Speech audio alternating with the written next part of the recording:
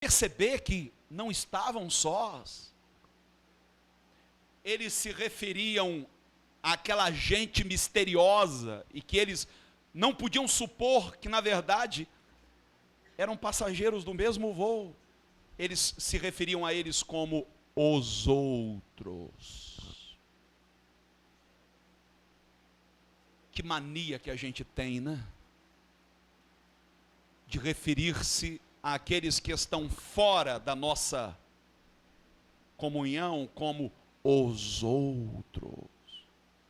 E nós os desprezamos. Por quê? Porque nós somos o povo que recebe o maná que vem do céu. Aleluia! Cada vez que nos reunimos é uma palavra diferente, é um maná que nos alimenta. Eles, coitadinhos, estão com um pão bolorento, com um pão mofado, não se atualizaram, estão por fora, não sabem nada da visão.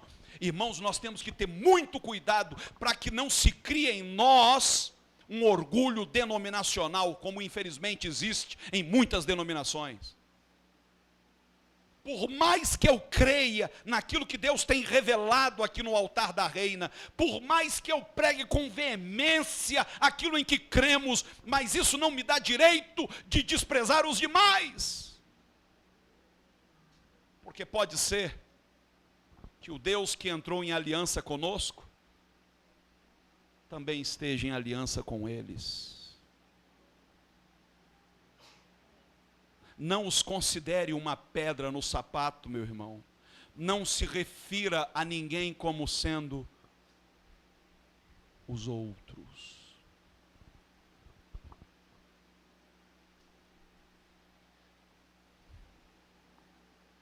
Para você ter uma ideia de quanto Deus preza alianças, séculos depois disso aqui que você leu em Josué, Davi era rei em Israel. Tudo corria muito bem. Foi, sem dúvida, o reino mais próspero que houve em Israel. O dele e o do seu filho Salomão. De repente, vem sobre Israel 3 anos de fome. E Davi começa a questionar: Senhor, o que está havendo? Eu sou fiel a ti, o povo te adora, nós derrubamos todos os ídolos, ninguém aqui está idolatrando nada. E agora o Senhor permite essa fome, por que razão? Sabe qual foi a resposta de Deus? Porque antes de Davi houve um rei chamado Saul, talvez um dos reis mais perversos levantados em Israel. E esse rei ignorou a aliança feita com Gibeon e ordenou a matança dos heveus. Isso muitos séculos depois. Deus ficou tão aborrecido que agora o juízo de Deus vinha. Você sabe que às vezes o juízo de Deus tarda, mas não quer dizer que falhe. As pessoas pensam que vão passar impunes, que podem fazer o que quiserem, que Deus está lá no céu cantando, tô nem aí. As pessoas fazem votos e não cumprem, fazem alianças e depois quebram, e acham que Deus não se importa. Mas chega o momento em que o juízo vem, o momento da prestação de contas. Não confunda graça com licenciosidade. Graça não é licença para pecar, queridos. A maneira como nós tratamos aqueles a quem chamamos de os outros, tem muito peso diante de Deus. Deus não despreza ninguém. Aí você diz: mas ele é espírita, ou ele é ateu, ele é budista, ele é católico. Meu irmão, cuidado, você não é melhor do que ninguém. Não olhe para ninguém com olhar de desprezo, porque essa pessoa não se alimenta do maná que você come. Quando Davi recebe a resposta de Deus, ele diz: então o que eu faço, Senhor? Manda chamar os gibeonitas, pergunte a eles quais são suas reivindicações. Davi mandou chamar, e eles disseram: nós queremos todos os descendentes de Saul nas nossas mãos. Dessa vez eles pediram justiça. Da outra vez eles relevaram, nunca tocaram no assunto, deixaram para lá. Mas dessa vez eles disseram: nós queremos, Saul já estava morto, nós queremos todos os teus descendentes. Davi manda buscar todos eles e entrega-os aos gibeonitas, que por sua vez os enforcam. Mas houve um que Davi não entregou. Seu nome, Mefibosete, neto de Saul, filho de Jonatas. E sabe por que Davi poupou Mefibosete? Porque quando Davi era jovem, ele encontrou em Jonatas seu melhor amigo. Fez uma aliança com Jonatas. Jonatas já havia morrido, mas para Davi a aliança não havia caducado. Nem a morte desfaz uma aliança. Nem a morte desfaz uma aliança. Mefibosete era um menino aleijado, que havia sofrido uma queda quando era recém-nascido. Numa fuga, sua ama deixou que ele caísse. Ele passou o resto da vida sem poder andar. Menosprezado, ninguém dava um vintém por Mefibosete. Mas quando Davi soube da existência dele, mandou chamá-lo e disse: a partir de hoje, você vai sentar-se à mesa com os príncipes, por amor que eu tinha ao seu pai. Aliança. Josué destruiu todas as nações que haviam em Canaã. Todas as nações que havia em Canaã. Só poupou os heveus por causa da aliança. Davi entregou aos gibeonitas todos os descendentes de Saul, só poupou Mefibosete por causa da aliança. Você sabe por que Deus tem te poupado? Você sabe por que somos salvos? Não é pela cor dos nossos olhos, não é pelo sobrenome que carregamos, não é por nossa desenvoltura na igreja, não é por causa dos dízimos que damos. Nós somos poupados por causa da aliança. E não é uma aliança comum, não. Na noite em que Jesus foi traído, ele tomou o pão, e não era pão bolorento, não, era pão fresco, e disse: este é o meu corpo partido por vós. Tomou o vinho e disse: este é o cálice da nova aliança no meu sangue. E essa aliança feita na cruz e anunciada na mesa da Páscoa, na última ceia, esta aliança não caducou e jamais vai caducar. Daqui a 1 milhão de anos, esta aliança ainda vigora. Deus não pode ignorá-la. É isso que nos dá a garantia, meus caros, que nós jamais seremos esquecidos. Não importa pelo que você tenha que passar, não importa o que você terá que enfrentar na vida, mas Deus jamais vai te ignorar. Você pode ser ignorado pela sua família, você pode ser esquecido pelo governo, você pode ser esquecido até pela igreja, mas você nunca vai ser esquecido por Deus. Ele disse: eu gravei teu nome na palma das minhas mãos. Oh, aleluias! É por isso agora, bispo Elias, finalmente eu entendi uma passagem que até hoje eu ainda não entendia completamente. O Espírito Santo está me mostrando aqui agora. É por isso que Jesus disse para os discípulos: vocês estão alegres só porque os demônios se submetem? Grande coisa. Vocês deveriam estar alegres, é porque o nome de vocês está escrito no livro da vida.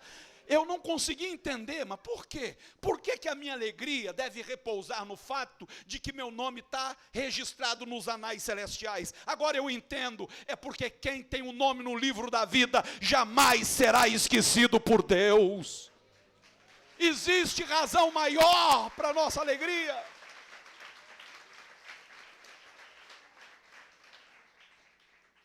Mas ouça o que eu tenho para lhe dizer, para finalizar.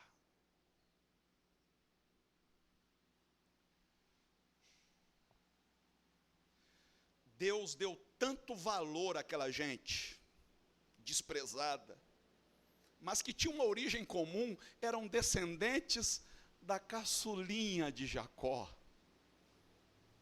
Seriam informalmente a 13ª tribo de Israel.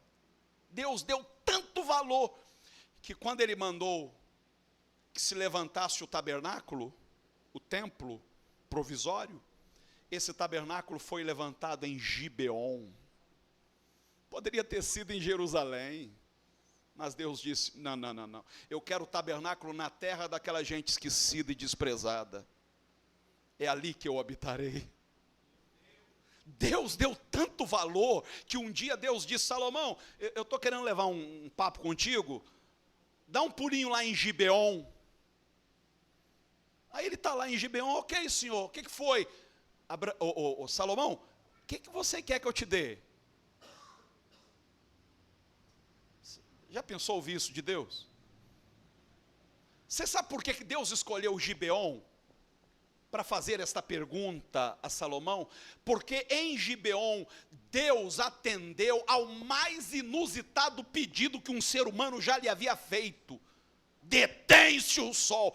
Deus agora queria ouvir um pedido que fosse maior do que aquele. O que você quer, Salomão? Foi aqui que eu parei o sol, rapaz. Vai aí, mete a faca, pede o que você quer. Eu quero sabedoria.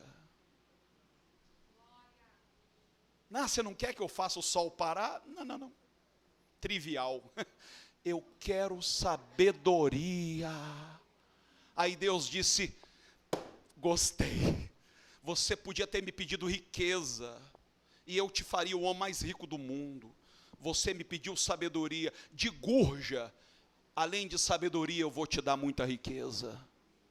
Isso foi em Gibeon. E mais, Josué não disse que eles teriam que se contentar apenas com 2 atividades? Quais eram? Cortar a lenha. Eu fico me perguntando, quem foi que fabricou a cruz onde o meu Jesus foi crucificado? Se em Jerusalém somente os gibeonitas se ocupavam nisso, quem teria feito a cruz? Você sabia que eles trabalharam no templo em Jerusalém por séculos seguidos? E que quando o povo de Jerusalém foi levado cativo para a Babilônia, eles também foram, mesmo não sendo judeus. E que quando o povo judeu retornou, eles foram os primeiros a retornar. Não foi à toa que Jesus disse que os últimos serão os primeiros. Mas há algo que me fez ficar muito emocionado.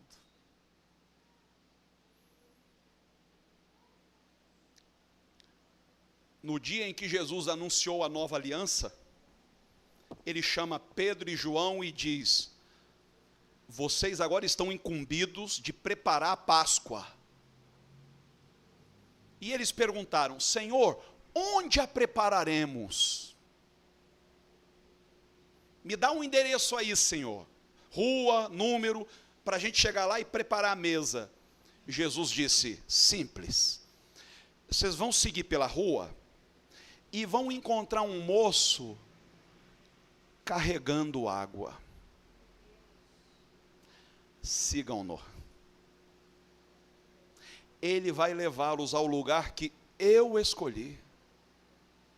A Bíblia não diz o nome desse moço. Imagine você seguindo um estranho, ele olhando para trás e dizendo: quem são esses dois atrás de mim?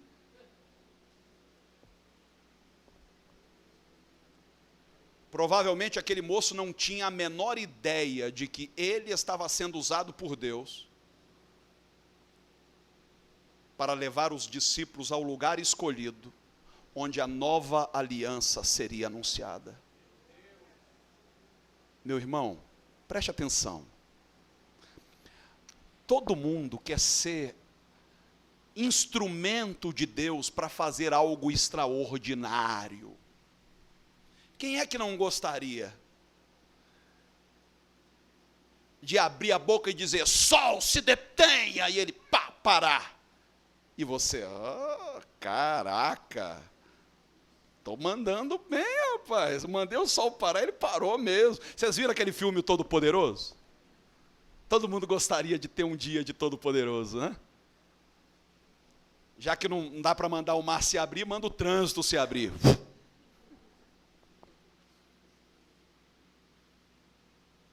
Só que às vezes, amados, Deus faz coisas muito importantes através de coisas tão insignificantes. Aquele moço carregando água estava apenas cumprindo uma rotina. Ele não sabia o peso que havia naquele gesto. O que confere significado a algo não é a dimensão daquilo aos olhos humanos. Abrir o mar vermelho, parar o sol e a lua, fazer fogo descer do céu. Às vezes uma coisinha de nada. Às vezes entregar o folheto a uma pessoa e dizer: Jesus te ama. Pode não ter qualquer representação, qualquer significado a olhos nus, mas quem sabe aquela pessoa para quem você entregou o folheto estava decidida a se suicidar naquele dia, e ao ler a mensagem do folheto, teve esperança, procurou a igreja, teve um encontro com Jesus, se converteu, se tornou um pregador, e agora está arrebanhando milhões de almas para o reino dos céus. Quando nós chegarmos na glória, nós vamos ter muita surpresa. Eu creio que nós veremos a nossa vida em retrospectiva e vamos descobrir que muita coisa pequena que fizemos, que nós nem percebemos, tiveram aos olhos de Deus uma importância muito grande. Não se sinta humilhado se você foi escolhido dentro da igreja para fazer algo que ninguém gosta de fazer. Se o pastor pediu que você limpasse os banheiros, se o pastor, você querendo o microfone na mão, querendo a oportunidade de fazer um culto, de conduzir uma reunião, de pregar uma mensagem, aí o pastor te enfia um monte de folheto e diz: vai lá para o sinal da, e você: eu não aceito isso, eu já estou há tanto tempo na igreja para passar por esse tipo de humilhação. Meu irmão, para com isso. Quando Josué disse que eles seriam servos para sempre, aos ouvidos dos demais era uma maldição, para eles era bênção. O quê? Nós vamos ter o prazer de servir? Desde quando servia maldição? Desde quando? Pequenas coisas, mas com uma importância eterna.